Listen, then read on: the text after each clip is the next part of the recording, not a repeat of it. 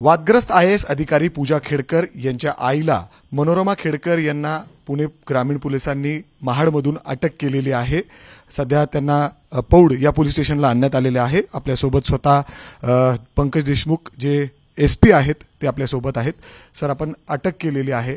आपण जो video viral होत होता तेव्हा ABP माझांनी पाठपुरावा केला, त्याच्यानंतरच हा गुन्हा दाखल झाला। कुठल्या कलमांतर्गत आपण यांना अटक केली आणि पुढे काय कारवाई असेल?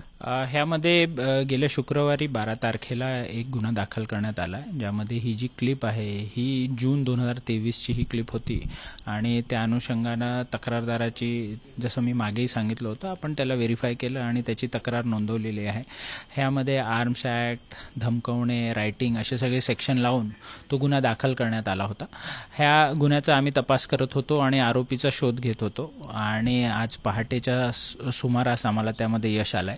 रायगड जिल्ह्यातील महाड तालुक्यातून त्या परिसरातून एका हॉटेलमधनं सदर महिलेला आम्ही ताब्यात घेतलंय आणि त्या सध्या पौड पोलीस स्टेशन इथे असून त्यांची पुढची कायदेशीर प्रक्रिया सुरू आहे।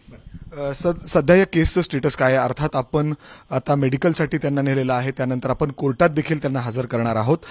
सर, किती दिवसाची कस्टडी मागायची तयारी? कारण जर आपण बघितलं तर ज्या पद्धतीने हा व्हिडिओ व्हायरल होत होता, हातामध्ये बंदूक घेऊन धमकवणं, आपण त्यांना बंदूक हे याचा जो परवाना आहे तो रद्द का करू नये अशी देखील नोटीस पोलिसांनी दिली आहे। नाही, ह्यामध्ये जे आहे, मी जसं म्हटलं की आम्ही त्यांना त्यांची चौकशी करणार आहोत आणि पुढे मेडिकल करून आणि पुढची जी कारवाई, अरेस्टची कारवाई आहे ती सुद्धा होईलच आणि त्या संदर्भाने संबंधित आयोग जो आहे त्याची खात्री झाली इन्क्वायरी नंतर की तो पुढचे सगळे पावलं उचलणार आहे। सर, पण आपण जास्तीत जास्त दिवस यांची पोलीस कस्टडी मिळेल जेणेकरून हा संपूर्ण जो तपास आहे तो योग्य पद्धतीने होईल, यासाठी प्रयत्न?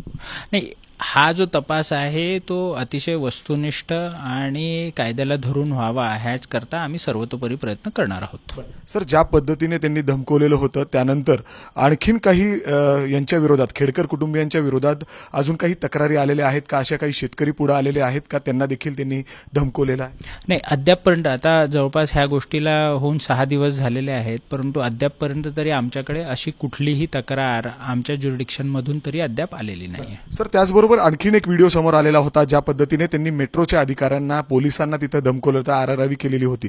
त्या संदर्भात काही आपण तक्रार आपल्यापर्यंत आलेली आहे का? कारण आपण आता अटक केलेली आहे, ज्या पद्धतीने गेले 5 ते 6 दिवस ते पळत होते, जवळपास पोलिसांनी 5 ते 6 पथकं देखील यासाठी तयार केली होती। आमची जी पथकं आहेत ती पुणे परिसर, त्यासोबतच मुंबई आणि त्यांचं जे मूळ गाव आहे अहमदनगर जिल्ह्यातील पाथर्डी तालुक्यात, तिथे सुद्धा आमची पथकं होती।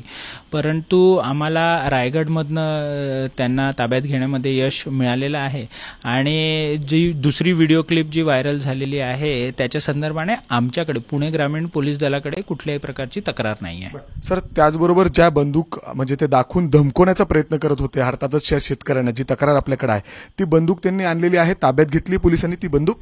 ह्या संदर्भातली मी अधिकची माहिती घेतल्यानंतरच त्या संदर्भात बोलू शकेन।